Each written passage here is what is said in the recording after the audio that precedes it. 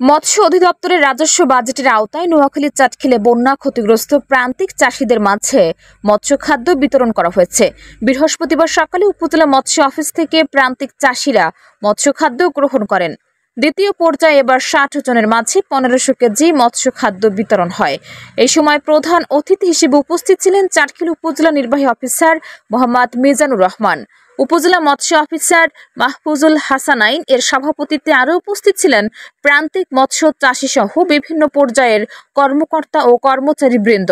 চাটখিল উপজেলা মৎস্য অফিসার মাহফুজুল হাসানাইন দৈনিক আনন্দ বাংলাকে বলেন, আপনি ইতিমধ্যে জানেন আমাদের চাটখিল উপজেলায় আগস্ট ২০২৪ বন্যায় অনেক মৎস্য চাষী ক্ষতিগ্রস্ত হয়েছে, অনেকেরই পুকুর প্লাবিত হয়ে মাছ চলে গিয়েছে। তো আমরা এই উপলক্ষে আগস্ট ২০২৪ বন্যায় যারা ক্ষতিগ্রস্ত হয়েছেন যে সকল মৎস্য চাষী তারা ইতিপূর্বে আবেদন করেছেন এবং তাদের মধ্য থেকে ১৩২ জন মৎস্য চাষীকে আমরা খাবার ২৫ কেজি করে কার্প ভাসমান ডুবন্ত খাবার বিতরণ করেছি। আর এরপরে দ্বিতীয় ধাপে আজকেও আমরা ৬০ জন মৎস্য চাষীকে কার্প ডুবন্ত গ্রোয়ার খাবার ২৫ কেজি করে বিতরণ করব।